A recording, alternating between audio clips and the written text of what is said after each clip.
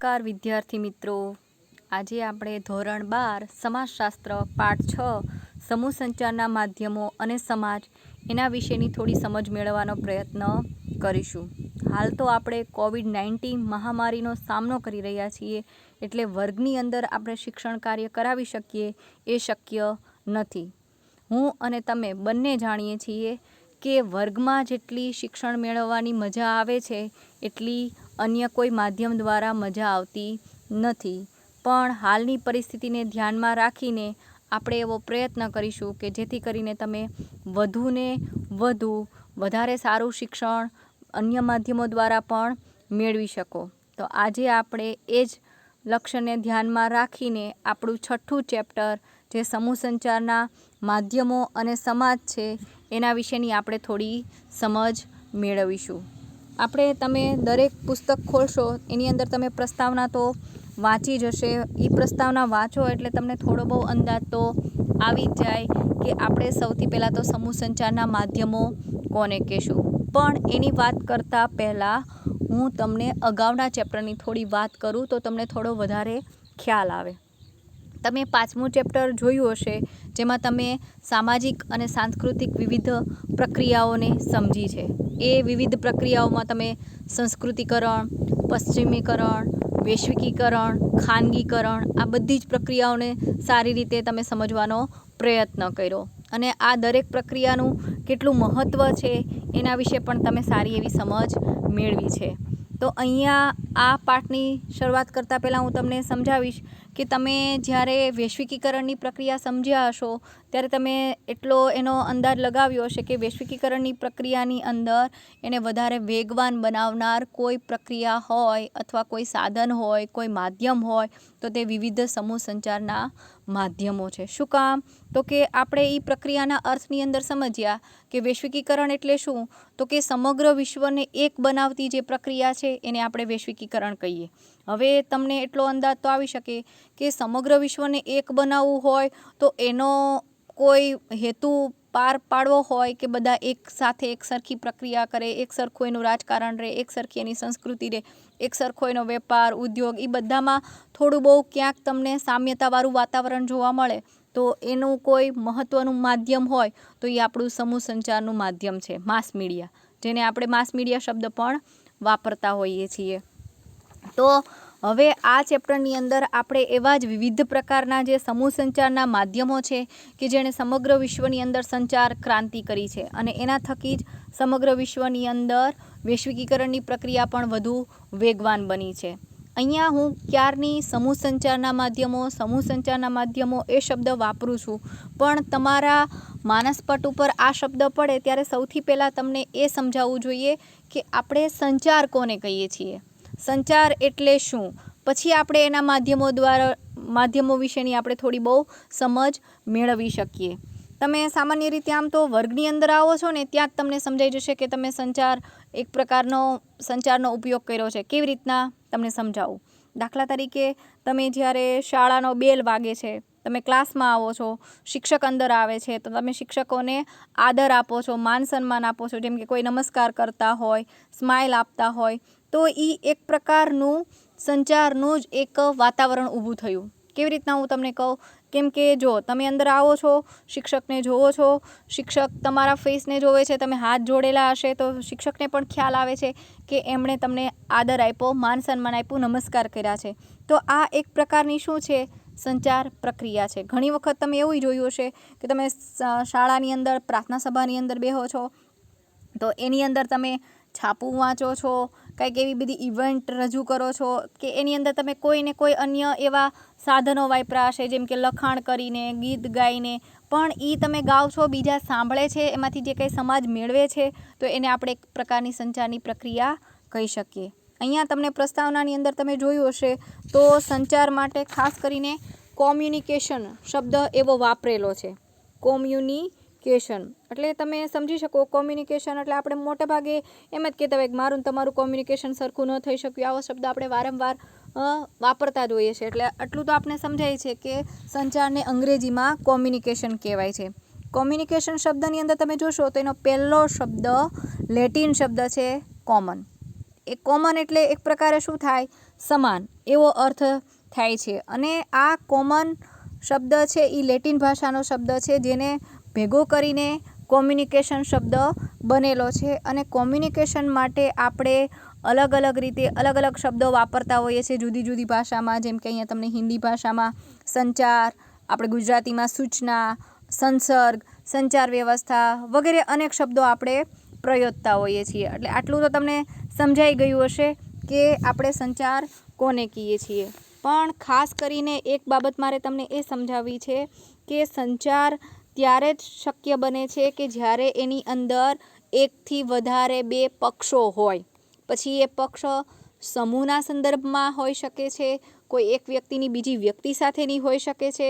પણ ટૂંકમાં સંચારની પ્રક્રિયાની અંદર આપણે બે પક્ષો હાજર હોવા જરૂરી છે, તો જ સંચાર શક્ય બને. દાખલા તરીકે હું વર્ગની અંદર પ્રવેશ કરું છું. વર્ગની અંદર પ્રવેશ કર્યા બાદ હું અંદર આવીને તમારી કોઈની હાજરી નથી, ગેરહાજરી છે, અને માત્ર એકલી બોયલા કરું છું, બોર્ડમાં કંઈક લખું છું અને કંઈક રજૂઆત કરું છું, તો એને હું સંચાર પ્રક્રિયા કહીશ નહીં. શું કામ? સંચારની અંદર એક પક્ષ માહિતી આપે છે, જ્યારે બીજો પક્ષ એ માહિતીને ગ્રહણ કરે છે, ત્યારે જ એ સંચાર થયો ગણાય. અને હા, ખાસ કરીને સંચારની અંદર ભૌતિક માધ્યમોનો પણ ઉપયોગ કરવામાં આવતો હોય છે. અને એ ભૌતિક માધ્યમો દ્વારા આપણી ઉપર આંતરિક રીતે કે બાહ્ય રીતે અસર ઉપજતી હોય છે. જેમ કે હું અંદર આવું, વર્ગની અંદર આવું, મારા મોઢાના હાવભાવ તમે જુઓ તો પણ તમને મારી અંદરની આંતરિક પરિસ્થિતિ શું હશે એનો અંદાજ તમે લગાવી શકતા હશો.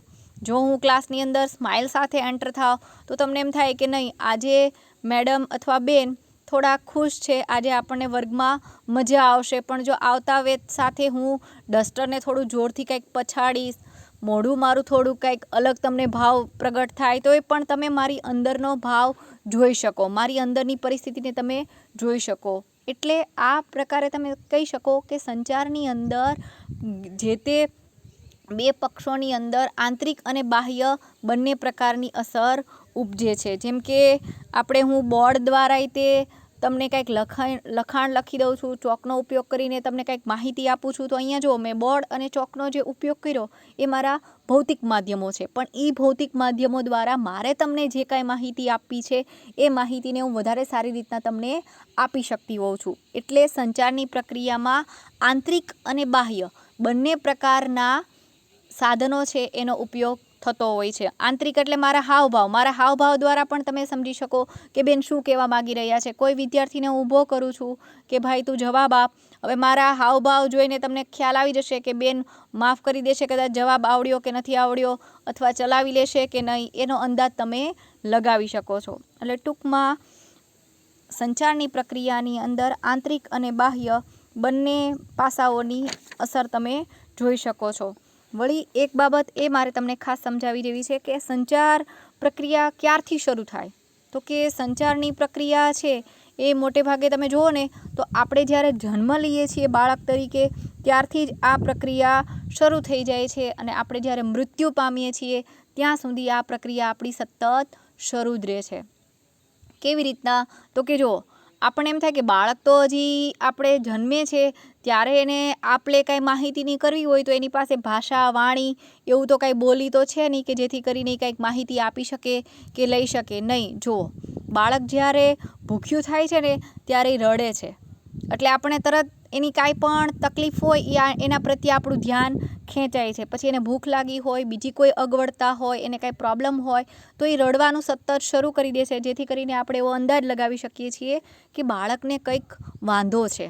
જો બાળક સરસ રીતના હસતું હશે, ખિલખિલાટ રમતું હશે, એના હાથની મુદ્રાઓ, એના પગની મુદ્રાઓ એ પ્રમાણે કરતું હશે, તો પણ તમને અંદાજ આવે કે નહીં, બાળક ખુશ છે, એને અંદરથી મજા આવે છે. એટલે ટૂંકમાં આપણે જ્યારે જન્મ લઈએ છીએ ત્યારથી જ આપણે સામાવાળા પક્ષ સાથે સંચાર શરૂ કરી દઈએ છીએ. શરૂઆતમાં બાળક સંચારની પ્રક્રિયા વધારે એની માતાની સાથે કરતું હોય, એની માતાને સમજાવવાનો જ પ્રયત્ન કરતું હોય.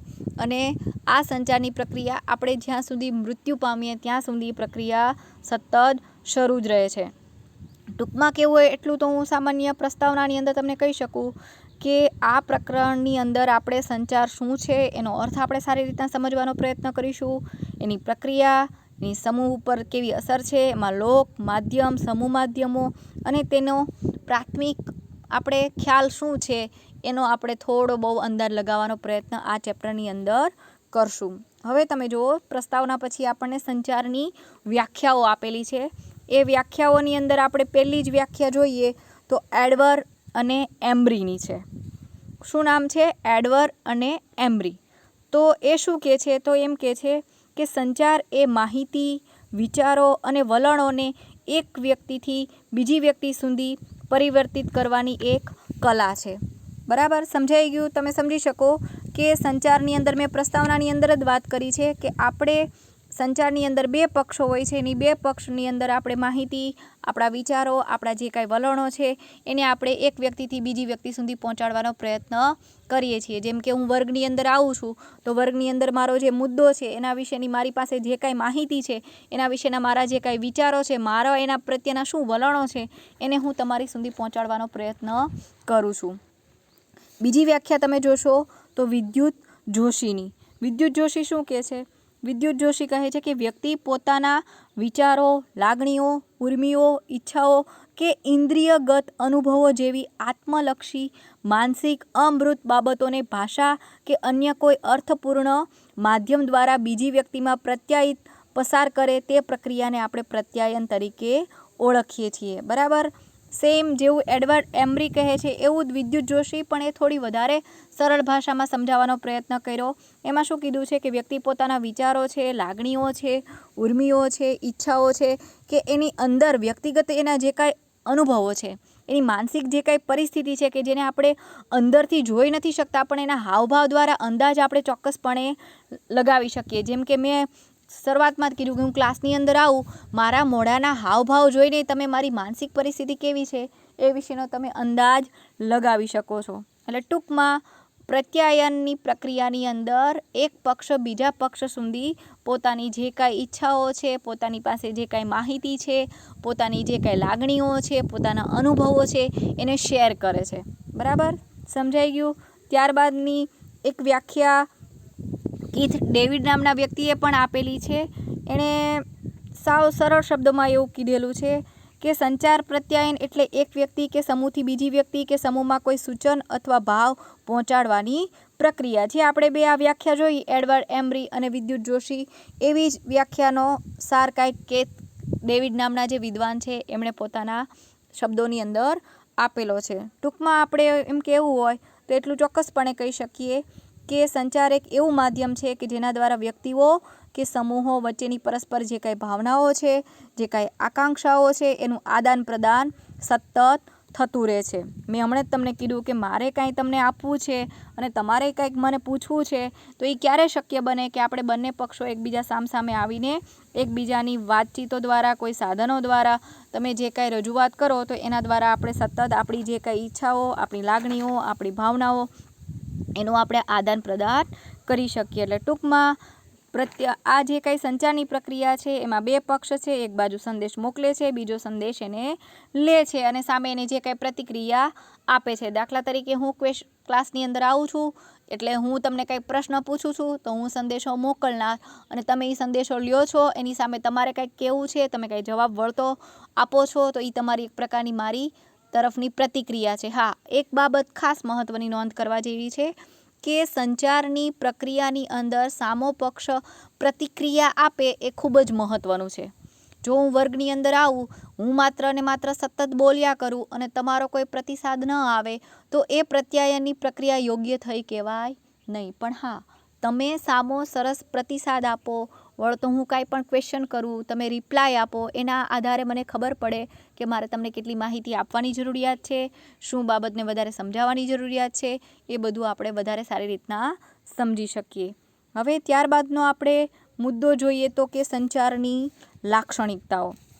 આપણે જે અર્થ સમજ્યા એના આધારે જ આપણે સંચારની વિભિન્ન લાક્ષણિકતાઓને વધારે સારી રીતના સમજી શકીએ. તમે જો એનો અર્થ ક્લિયર કરી લ્યો ને તો આસાનીથી તમે સંચારની શું લાક્ષણિકતાઓ તારવી શકાય એ તમે સમજી શકો. એમાં પહેલી જ લાક્ષણિકતા આપેલી છે કે સંચાર એક અવિરત પ્રક્રિયા છે. સંચાર દ્વિમાર્ગી પ્રક્રિયા છે. સંચાર માટે માધ્યમ આવશ્યક છે. સંચાર એક પ્રાકૃતિક ગુણ છે, સંચાર એક સામાજિક પ્રક્રિયા છે, સંચાર વિજ્ઞાન અને કળા છે. તો હવે આપણે એક પછી એક લાક્ષણિકતાઓને વધારે સરળતાથી સમજવાનો પ્રયત્ન કરીએ. એમાં જો પહેલું જ એનું લક્ષણ છે, સંચાર એક અવિરત પ્રક્રિયા છે. અવિરત એટલે સતત ચાલતી. મેં પ્રસ્તાવનાની અંદર પણ તમને સમજાવ્યું કે આપણે જ્યારે જન્મ લઈએ છીએ ત્યારથી જ આપણી સંચારની પ્રક્રિયા શરૂ થઈ જાય છે અને આપણે મૃત્યુ પામીએ છીએ ત્યાં સુધી આ પ્રક્રિયા સતત ચાલતી રહે છે. એટલે આપણા માનવ જીવન સાથે જોડાયેલું આ એક અભિન્ન અંગ છે.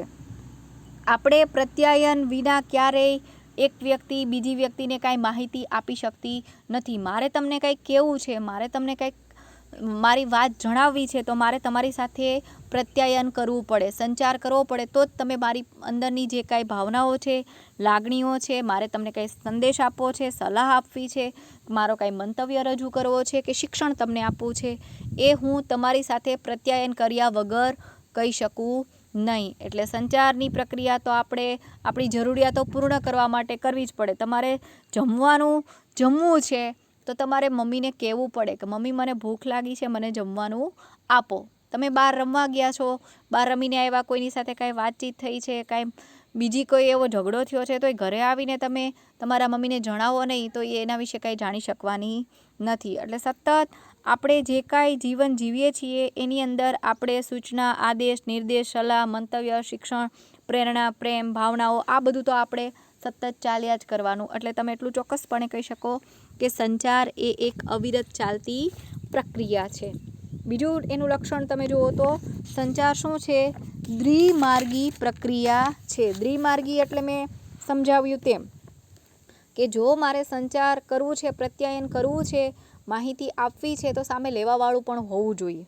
સતત એમાં બે પક્ષો હોવા જોઈએ. એમાં એક સંદેશો આપે છે અને બીજો સંદેશો લે છે અને સામે એનો પ્રતિક્રિયા કે પ્રતિસાદ આપે છે. જેમ કે વર્ગની અંદર હું આવું, એકલી બોલ્યા કરું તો એ મારી પ્રત્યાયનની પ્રક્રિયા કહેવાય નહીં. પણ હા, હું વર્ગની અંદર પ્રવેશ કરું, તમારી સાથે વાતચીત કરું, તમને પ્રશ્ન પૂછું, તમે મને સામો રિપ્લાય આપો, ત્યારે જ આપણા ક્લાસની અંદર પ્રત્યાયનની પ્રક્રિયા શરૂ છે એવું આપણે કહી શકીએ. એટલે એની અંદર એક સંદેશો મોકલનાર અને બીજો પક્ષ સંદેશો મેળવનાર, આ બંને હાજર હોય છે. એટલે ટૂંકમાં સંચારની અંદર બે પક્ષો, દ્વિમાર્ગી એટલે બે પક્ષો હોય છે, એક સંદેશો આપનાર અને બીજો સંદેશો લેનાર.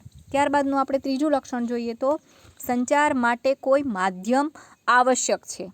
હવે આ માધ્યમની અંદર ભૌતિક માધ્યમ હોઈ શકે, આપણું પોતાનું શારીરિક કોઈ માધ્યમ હોઈ શકે, આપણી અંદરની જે કાંઈ માહિતી છે એને રજૂ કરવા માટે આપણે કોઈ પણ માધ્યમનો ઉપયોગ કરી શકીએ. મેં પહેલાં પણ તમને ઉદાહરણ આપ્યું કે હું વર્ગની અંદર પ્રવેશ કરું છું ત્યારે તમે મારા હાવભાવની આધારે તમે મારી અંદર મારે તમને શું કહેવાનું છે, હું તમને ખીજાવાની છું કે કંઈ બીજી કાંઈ એવી રજૂઆત કરવાની છું, એનો અંદાજ તમે લગાવી શકો છો. કોઈ વ્યક્તિ દૂર બેઠું હોય મોઢું ચડાવીને તો આપણે એટલો અંદાજ તો લગાવી શકીએ કે એનો મૂડ આજે ઓફ છે. એ રડતું હોય તોય આપણને એટલી ખબર પડે કે એ કાંઈ તકલીફમાં છે. જોરથી હસતું હોય તો આપણે ખ્યાલ આવે કે નહીં, એક બહુ આજે ખુશ છે, આનંદમાં છે. આપણે કોઈ એવો ઈશારો કરીએ, હું તમને હાથથી ચાલુ વર્ગે મારું ભણાવવાનું અટકાવવું ન હોય અને કોઈ વિદ્યાર્થી અંદર મને ડિસ્ટર્બ કરતું હોય તો હું ખાલી હાથનો ઈશારો કરું આંગળી ચીંધીને અને ક્લાસના દરવાજા તરફ કહું એટલે એ વિદ્યાર્થી સમજી જ જાય કે બેને મને વર્ગની બહાર જવાનું કીધું. એટલે ટૂંકમાં સંચારની અંદર માધ્યમ આપણા હાવભાવ, આપણા ઈશારાઓ કે બીજા અન્ય કોઈ ભૌતિક માધ્યમો છે એ કોઈ પણ હોઈ શકે. જેમ કે વર્તમાનપત્ર છે, રેડિયો છે, ટેલિફોન છે, ટીવી છે, એ બધા પણ એક પ્રકારના સંચારના માધ્યમો જ છે. શું કામ? તો કે વર્તમાનપત્ર વાંચીને આપણને આખા દેશની જાણકારી મળે છે. ટીવીની અંદર ટેલિફોન દ્વારા આપણે વાતચીત કરીને બીજા સામે આપણને જે વ્યક્તિ હોય એની જે કાંઈ વાત રજૂ કરવી હોય એ વાત આપણા સુધી પહોંચી શકે છે. એટલે ટૂંકમાં સંચાર માટે માધ્યમ જરૂરી છે. એ માધ્યમ કોઈ પણ હોઈ શકે. બરાબર? ક્લિયર? આગળનું આપણે લક્ષણ જોઈએ તો કે સંચાર એક પ્રાકૃતિક ગુણ છે. આપણે અગાઉ પણ ચર્ચા કરી લીધી કે સંચાર આપણે જન્મની સાથે જ શરૂ થઈ જાય, આપણામાં આપમેળે સંચાર આવી જાય. જો સંચારની પ્રક્રિયા ના હોત ને તો આપણે આપણી કોઈ પણ જરૂરિયાતને જ ન સંતોષી શકતા હોત. જો બાળક રડતું જ ના હોત, બાળક હસતું જ ના હોત તો આપણને એની અંદર એની શું જરૂરિયાત છે અને શું કેવી એની લાગણી અનુભવી રહ્યું છે એની આપણને કોઈ જ જાણકારી મળતી ન હોત. એટલે જ અહીંયા તમને કીધું છે સંચાર એક પ્રાકૃતિક ગુણ છે. જો અહીં તમને કીધું કે જન્મજાત ગુણ છે સંચારનો પ્રારંભ જન્મથી જ થાય. દાખલા તરીકે બાળક જ્યારે ભૂખ લાગે ત્યારે રડવાનું શરૂ કરે છે. માનવીનું બોલવું સાંભળવાનું જે કૌશલ્ય છે પ્રાણી કરતાં જુદા પ્રકારનું છે. તો લેખન કલાનું કૌશલ્ય માનવીને અજોડ બનાવે છે. આમ સંચાર એક પ્રકારનો પ્રાકૃતિક ગુણ છે. દરેકની અંદર અલગ અલગ પ્રકારના જે ગુણો છે એના આધારે પણ ઘણી બધી માહિતી આપી શકે. દાખલા તરીકે આપણે નૃત્ય જોઈએ છીએ, અમુક લેખન શૈલી કે જેના જુદા જુદા લેખન શૈલીના પ્રકાર હોય ને એના દ્વારા આપણે જુદા જુદા પ્રકારના જુદા જુદા સમાજની અંદર જે કાંઈ પણ થઈ રહ્યું છે બની રહ્યું છે એની પણ માહિતી આપણને મળતી હોય છે. ટૂંકમાં સંચાર એક પ્રકારનો પ્રાકૃતિક ગુણ છે. પાંચમું લક્ષણ તો કે સંચાર એક સામાજિક પ્રક્રિયા છે. સામાજિક એટલે સમાજને આધારે જે બનતી ઘટના હોય કે પ્રક્રિયા હોય ને એને સામાજિક કહેવાય. જો કોઈ વ્યક્તિ અણછાજતું વર્તન કરતું હોય તો આપણે તરત શબ્દ વાપરીએ છીએ કે એનું વર્તન અસામાજિક લાગ્યું. અસામાજિક એટલે સમાજ સાથે સાયુજ્ય સાધતું ન હોય એવું. એટલે અહીંયા એમ કીધું છે કે સંચાર એક પ્રકારની કેવી પ્રક્રિયા છે? સામાજિક, જે સમાજની અંદરથી જ ઉદ્ભવતી હોય એવી સામાજિક પ્રક્રિયા. એટલે અહીંયા જો તમને સમજાવેલું છે કે સંચાર એ બે વ્યક્તિ સમૂહ વચ્ચે થતી પ્રક્રિયા છે અને આ પ્રક્રિયામાં સંચાર માટેના સંદેશા કે સંજ્ઞાના અર્થો સમાજ દ્વારા જ પરિભાષિત થયેલા હોય. જેમ કે વ્યક્તિ હાથ ઊંચો કરીને હલાવે ત્યારે સામેની વ્યક્તિ સમજી જાય કે મને આવજો એમ કહે છે. એટલે કે આપણા ભારતીય સમાજની અંદર આપણે જશું, આપણે બે હાથ જોડીને ઊભા રહીએ તો કોઈ પણ વ્યક્તિ સામેનું હશે એ તરત સમજી જશે કે એણે મને નમસ્કાર કર્યા, એણે મને વંદન કર્યા, મને આવકાર આપ્યો. એટલે દરેક સમાજે પોતાના સમાજને જે એનું માળખું હોય એ પ્રકારેની એની અંદરની સંચારની પ્રક્રિયા હોય. જેમ કે આપણી ભાષા બોલીમાં આપણે આવજો, બાય એવું બોલીએ તો સામેવાળું તરત સમજી જવાનું. હવે આપણે કોઈક અન્ય સમાજની અંદર જઈને આપણા ગુજરાતી શબ્દોની અંદર જે આપણે કોઈની આગતા સ્વાગતા કરવા માટે વાપરતા હોય જેમ કે જય શ્રી કૃષ્ણ, તો સામે બીજો કોઈ એવો સમાજ હશે જેમ કે અમેરિકન સમાજમાં તમે જાઓ, કોઈ એવા આદિવાસી સમાજમાં જાઓ તો એ ત્યાંનું નહીં સમજી શકે. એટલે ટૂંકમાં જે તે સમાજની અંદર સંચાર માટેના ચોક્કસ પરિભાષિત થયેલા માધ્યમો હોય છે અને એના દ્વારા જ એની પ્રક્રિયા ઉદ્ભવતી હોય છે. એટલે સંચાર એક પ્રકારની સામાજિક પ્રક્રિયા છે. આપણે અમેરિકન કલ્ચરમાં જઈએ તો અમેરિકન કલ્ચરની અંદર એ પ્રકારની સામાજિક રીતના સંચાર પ્રક્રિયા થતી હોય. ત્યાં પણ માહિતી આપવાની, કોઈને વંદન કરવાની, કોઈનું સ્વાગત કરવાની રીત આપણા કરતાં અલગ હોઈ શકે છે. છેલ્લું લક્ષણ, સંચાર એ વિજ્ઞાન અને કળા છે. જુઓ, સંચારની અંદર વિજ્ઞાને જોડાયેલું છે અને એની અંદર એક કળા પણ જોડાયેલી છે. એ બાબતની અહીંયા આપણને સમજ આપેલી છે. એમાં જુઓ તમે સમજો, વૈજ્ઞાનિક પદ્ધતિથી સંચારની ટેકનિક વિકસાવીને પ્રેક્ષકોનો વધુ અર્થપૂર્ણ સંદેશ આપી શકાય માટે વિવિધ પ્રકારના સાધનો, ભાષા, નૃત્ય અને ટેકનોલોજીના સાધનોનો ઉપયોગ કરી શકાય. દાખલા તરીકે પાવર પોઈન્ટ પ્રેઝન્ટેશન. જેમ કે અત્યારે હું તમને પાવર પોઈન્ટ પ્રેઝન્ટેશનના માધ્યમ દ્વારા તમને ભણાવી રહી છું. તમે જુઓ, આપણે માહિતી સંદેશો મોકલવો છે, લોકોને કાંઈ માહિતગાર કરવા છે, એ માહિતી વધારે સારી રીતના આપણે બીજા વ્યક્તિ સુધી પહોંચાડી શકીએ એના માટે તમે જુઓ ટેકનોલોજીનો વિવિધ આપણે વિકાસ કર્યો છે. એ ટેકનોલોજીની અંદર કયા કયા માધ્યમો?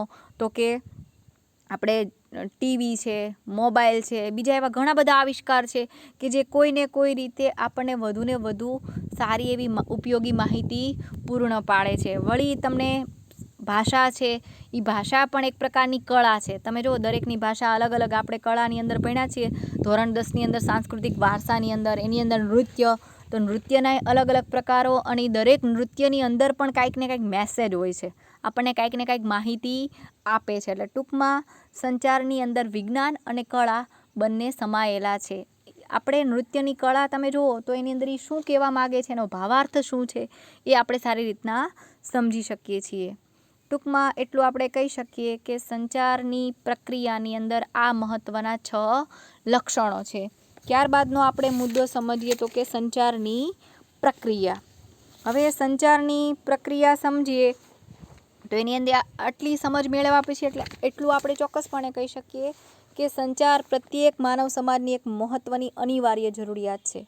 સંચાર વગર આપણે ક્યારેય કોઈ પણ સમાજની કલ્પના કરવી હોય તો એ કલ્પના કરી શકીએ નહીં. આપણે કાંઈક જોઈએ છીએ તરત આપણે બીજાનો સંપર્ક સાધવો પડે, તરત આપણે એને બોલીને માહિતી આપવી પડે, ત્યારે આપણે આપણી વિભિન્ન પ્રકારની જરૂરિયાતો સંતોષી શકીએ. જેમ કે મારે વર્ગની અંદર તમારી પાસેથી કાંઈ કામ લેવું છે, મારે તમને કંઈક પ્રોજેક્ટ આપવો છે, એ પ્રોજેક્ટ પ્રમાણે મારે તમારી પાસેથી કામ લેવું છે, તો મારે તમને સૂચના આપવી પડે, મારે તમને એ કહેવું પડે, દેવું પડે, ત્યારે તમે મને વધારે સારી રીતના કામ કરીને પૂરું પાડશો. એના વગર મારું કામ પૂરું થશે નહીં. એટલે ટૂંકમાં સંચાર વગર કોઈ પણ સમાજ લઈ લો, શૈક્ષણિક સમાજ લ્યો, ધાર્મિક સમાજ લ્યો કે આર્થિક સમાજ લ્યો, એની અંદર સંચાર વગર કાંઈ પણ કાર્ય શક્ય નથી. સંચાર જ માનવીની જે કાંઈ મૂળભૂત જરૂરિયાતો છે એને સંતોષવામાં મદદરૂપ થાય છે. હવે આપણે સંચારની પ્રક્રિયામાં પહેલું એક મોડેલ ભણવાનું છે. એ મોડેલની અંદર એણે વિભિન્ન પ્રકારના સોપાનો આપ્યા છે. એ સોપાનો દ્વારા એણે આ સંચારની પ્રક્રિયાને સમજાવવાનો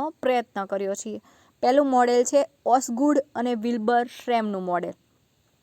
એની અંદર આપણે સમજીએ, તમે પુસ્તકની અંદર જોશો તો આકૃતિની અંદર એણે સૌથી પહેલાં ઉપર સંદેશો એવો શબ્દ આપેલો છે, પછી એક તીર કરેલું છે, તીરની નીચે એણે અર્થઘટન લખેલું છે, એ અર્થઘટનની નીચે પાછું ફરી વખત સંદેશો, ફરીને એક એરો અને છેલ્લે પાછું એનું અર્થઘટન. ટૂંકમાં એણે આ મોડેલની અંદર સંદેશો, પછી તીર, અર્થઘટન, પાછું તીર, સંદેશો, પાછું તીર અને અર્થઘટન. આ ક્વેશ્ચન પરીક્ષાની અંદર 3 માર્ક્સની અંદર વારંવાર પૂછાય છે. એટલે વિદ્યાર્થી મિત્રો થોડું ધ્યાનથી જોજો અને સાંભળજો કે ઓસગુડ અને વિલ્બર શું કહે છે સંચારની પ્રક્રિયાની અંદર. આ મોડેલની અંદર હવે હું તમને સમજાવવાનો પ્રયત્ન કરું તો એટલું ચોક્કસપણે કહીશ કે શું કીધું છે વિલ્બર શ્રેમે. એણે આ જે મોડેલ આપ્યું એના દ્વારા એણે એવું કીધું છે કે કોઈ એક વ્યક્તિ છે, કોઈ એક સમૂહ છે, એ સંદેશો બીજા પક્ષને મોકલે છે. હવે સામેવાળો એ પક્ષ સંદેશાને લે છે, ગ્રહણ કરે છે, અને એ ગ્રહણ કર્યા પછી એને જેવું સમજાય છે, એને જેવું લાગે છે એ પ્રમાણેનું અર્થઘટન કરે છે, અને એના અર્થઘટન કર્યા બાદ સામેવાળાને પ્રતિસાદ આપે છે. એટલે કે પાછો એ સંદેશો મોકલે છે, એનો જવાબ એને પાછો મોકલે છે. હવે એ જવાબ પાછો સામેવાળા વ્યક્તિને જેવો મળ્યો છે એ પાછું એનું અર્થઘટન કરે છે, અને સામસામે એવી એની સંદેશાની પ્રક્રિયાની આપ-લે થતી રહે. દાખલા તરીકે અત્યારે હું જ તમને કોઈ એક કન્સેપ્ટ સમજાવી રહી છું વર્ગની અંદર, તો સામે બેઠેલા દરેક વિદ્યાર્થીને એ કન્સેપ્ટ અંગેની સમજ અલગ અલગ હશે. હું અહીંથી કાંઈ એક મોડેલ તમને દેખાડું છું, મારા હાથમાં કોઈ એક સાધન છે, એ સાધન તમને દેખાડીને તમને આ શું લાગે છે, તો હું તમારા બધા જના વિચારો લઈશ, તમારા બધા પાસેથી સંદેશો લઈશ, તો એ દરેક સંદેશો મારી પાસે આવશે ને અર્થઘટન અલગ અલગ હશે. શું કામ? જે જેવું સમજે છે એવું એને અર્થઘટન કરે છે. કોઈકની પાસે વધારે સમજણ હશે તો એ સાધનને અલગ રીતના મૂલવશે, કોઈ બીજું વિદ્યાર્થી એને અલગ રીતે મૂલવશે. એટલે દરેક તમારા સંદેશાઓ મારી પાસે આવશે, મને પછી જેવું સમજાશે એ પ્રકારે અર્થઘટન કરીને પછી હું પાછો તમને પ્રતિસાદ તરીકે પાછો સંદેશો મોકલીશ. એટલે ટૂંકમાં આવી રીતના સંચારની પ્રક્રિયા સમાજની અંદર સતત ચાલ્યા કરે છે.